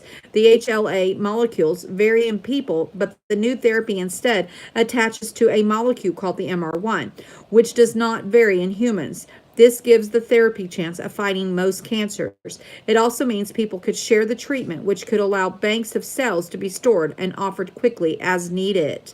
The treatment has already worked on lung, skin, blood, colon, breast, bone, prostate, ovarian, kidney, and cervical cancers, the study stated. Human leukocyte antigen, the HLA, independent T cell mediated targeting of the cancer cells would allow immune destruction of the malignancies in all individuals. Here we use the genome-wide CRISPR CAS9 screening to establish that the T cell receptor recognized and killed most human cancer types via the mammograph, the MHC class 1 related protein, the MR1, while remaining inert to the non-cancerous cells. These findings offer opportunities for the HLA, the independent pan-cancer, pan-population immune therapies. It concluded in summary, we describe the TCR that exhibits pan-cancer recognition via the variant MR1 molecule and by equipping patients with the melanoma T cells that lack the detectable cancer reactivity with the MC.7 G5 TCR, we rendered the T cell capable of killing the autologous melanoma. What does that mean? It means it works. Additionally, T cells of skin cancer patients altered by the treatment were capable of killing the patient's cancer cells and other patient cancer cells as well. The lead author of the study, Andrew Swalwell, said that he was serendipitous finding. Nobody knew this cell existed. Our finding raises the prospect of one-size-fits-all cancer treatment, a single type of T cell that could be capable of destroying many different types of cancers across the population. Previously, nobody believed this could be possible. This new type of T cell therapy had enormous potential to overcome current limitations of the CAR-T, which has been struggling to identify suitable and safe targets for more than a few cancer types, said Professor Oliver Hotman, a Cardiff University head of hematology. Trials on terminally ill patients could start, as soon as November. And that is phenomenal news, guys. I say praise the Lord, and I hope that things continue to go in that direction. Okay, guys, this is the last of my articles, and I saved this one for last because it's just full of poo. It's just full of crap, okay? On a serious note. Hey, Mark, how are you, honey? Okay, so we started on a serious note. We're going to end on a not so serious note. Okay, it was, I will get you the link to that one, hun. Let me give it to you really quick.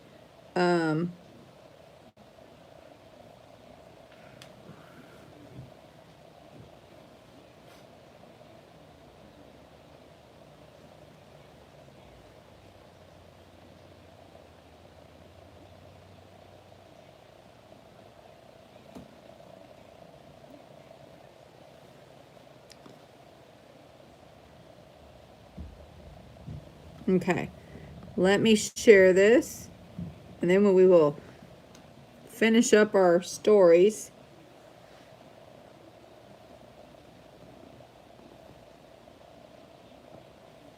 Oh, good news. What's your good news, Mark?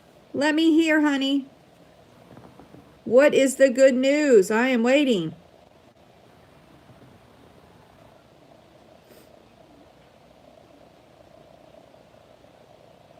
You have good news, or that's good news? Then you still need to do it. Okay. Anyway, so let's cover, that was the article that about the cancer guys. Okay, so listen here. This here article is not going to let you down for lots of crap, okay? I hope you're just anticipating all this full of bull malarkey as I am. Oh, yes, it's awesome good news that Deb's here. I hear you. Okay, so anyway, this came out a day ago from Fox News, and I just thought it was crazy. A Massachusetts serial pooper is arrested. Police catch her defecating in the parking lot, the report says. This is the article. Let me show you guys. Let me show you this lovely headline. Oops. Let me show you. So you know that I am not making this headline up. This is just, oh goodness sakes, hopefully you guys can see that. Yes, a serial pooper. Do you read it? Do you read it? I don't know if you can read it or not. But yes, we have a serial pooper on our hands, guys. A serial pooper. Now, you better watch out. I don't know how many copycats you're going to get after that. I wonder how many copycats we are going to have on our hands now. I mean, you know, you've heard of copycats, so I hope nobody copies this. Oh, my words. I hope so. After a day of gloom and doom from all the headlines, I saw that and I thought I'll save that one for last, and we'll end on a funny note anyway. We have to fight our way through the poop maybe, but okay, Lillian, you have a blessed day too, lovey. Poop free for all. Oh my goodness sakes. It is bizarre, isn't it? Oh my goodness. And for someone to really report on it is just another thing. It says a Massachusetts woman was accused of defecating in a parking lot of a local Natick store for months, was arrested Wednesday after she was caught in the act, the report says. Andrea Grosser, 51, was charged with 8 counts of wanton destruction of property after the Natick police officer said he saw her defecating outside the Natick outdoor store around 7 a.m. Police were first alerted to the serial pooper in December when Henry Canner, the store's owner, reported the human feces there on 8 separate occasions since October. Police began investigating, initially believing it might might be an animal, but then found toilet paper and other wipes. The Nat Tip Police Department spokeswoman Lieutenant Cara Rosie told the Metro West Daily News. An officer was patrolling the parking lot Wednesday when he spotted Grocer waiting for the lot to clear, opening the driver's side of her Lincoln MKX and defecating out the door. Grocer was pulled over after driving off and told police that she was on her way home up the street where she worked as a nanny, but stopped because she has irritable bowel syndrome, according to her arrest report. Her employer told police, however, that Grocer has access to the restroom. This, coupled with a length of time that passed with the grocer in the lot, had led to her arrest. Oh, Sherlock Holmes never stopped. He got his man. I'm so happy they arrested her, Cantor told Metro West. I had no idea who she is. This has been going on. She has defecated quite often here. There's nothing more disgusting than coming into your parking lot in the morning and seeing a pile of human excrement. Oh my words, guys. Grocer was released without bail and is due back in court on March 2nd. The moral of the story is don't go crapping in a parking lot, okay? And don't do it repeatedly. It is crazy, guys. I cannot imagine. I saw that. I just had to share it, guys. I figured we would end the stream on a lighter note with all this serious stuff, all the serious talk about the coronavirus and everything else.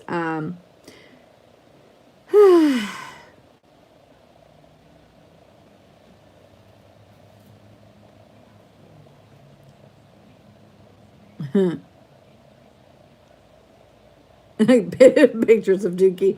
You are too funny, Duke. I can imagine you doing it too. Oh my. Wow. You know, someone who works for the city of LA, it's a problem over there. That's crazy. Tomorrow we're headed home. So, I don't know how much news I'll get out tomorrow, but we'll see. But we are leaving, supposedly headed out tomorrow.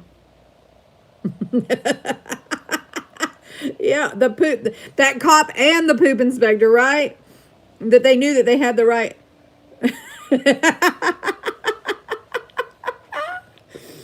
Oh, this sniper targeted your tools. I hear you guys. Oh no, that's not good, Shannon. Oh, she flung dong. That's right. Who flung? Oh my, too much. Poop on a stick. Yeah, well, there you go.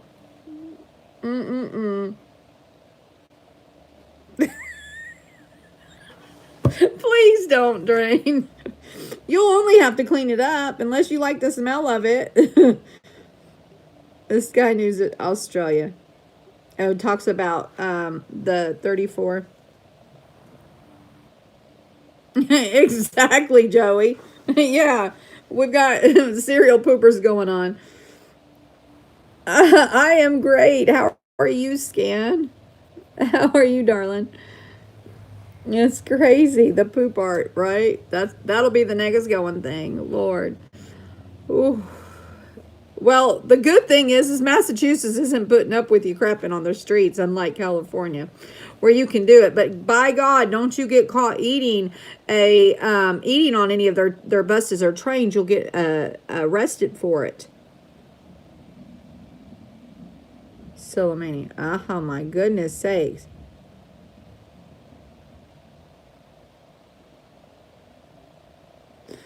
Okay, you said Sky News Australia.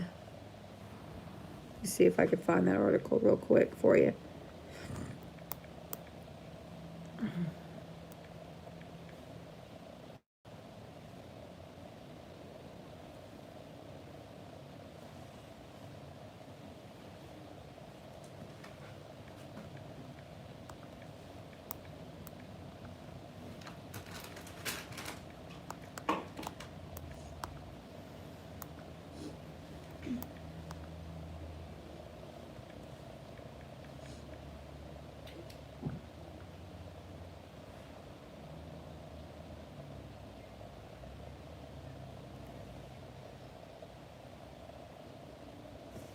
Okay. Yeah. I don't want that. 34 U.S. troops suffered traumatic brain injury after the Iran struck, the Pentagon says. Donald Trump initially claimed that no Americans were harmed and later characterized the injuries as not very serious. The Pentagon has said 34 U.S. troops suffered traumatic brain injury in the Iran's missile strike on an Iraqi airbase earlier this month. Though half have now returned to work, U.S. President Donald Trump initially claimed that no Americans were harmed. He later characterized the injuries as not very serious. 8 of the injured arrived in the U.S. on Friday from Germany, where they and 9 others have been flown days after the missile strike on Iraq's An al-Assad base on the January of 8th. Iran fired missiles at the base housing U.S. troops in Iraq in retaliation for the U.S. killing of Major General Qasem Soleimani, who targeted an airstrike near Baghdad airport in the prior week. Then the 9 U.S. service members still in Germany are receiving treatment and evaluation at the Lostol Regional Medical Center, the largest U.S. military hospital outside the continental of the U.S. Chief Pentagon spokesperson Jonathan Hoffman said the 8 in the U.S. were being treated at the Walter Reed National Military Medical Center in Maryland or at their home bases. So that is sad, guys.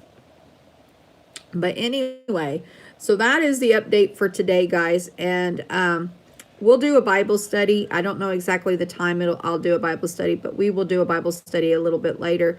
And it'll probably be an early Bible study since we're trying to get everything packed up and all that good stuff and get ready for the drive and the head home tomorrow.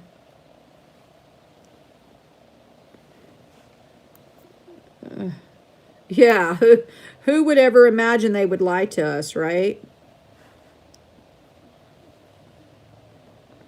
They claim I have no injuries. Oh yeah, me neither.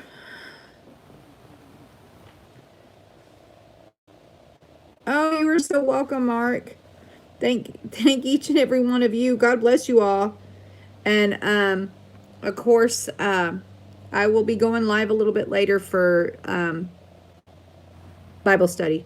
Like I said, not exactly sure, but we'll get a Bible study in before it's all said and done with. Anyway. Okay. I will try to put up a notification 2 hours instead of just the short ones that I've been doing. Oh, well, thank you, Ladybug. God bless you, sister. All right. We will see you guys a little bit later. I love you all, and we'll do Bible study just a little bit later. God bless you all. Bye.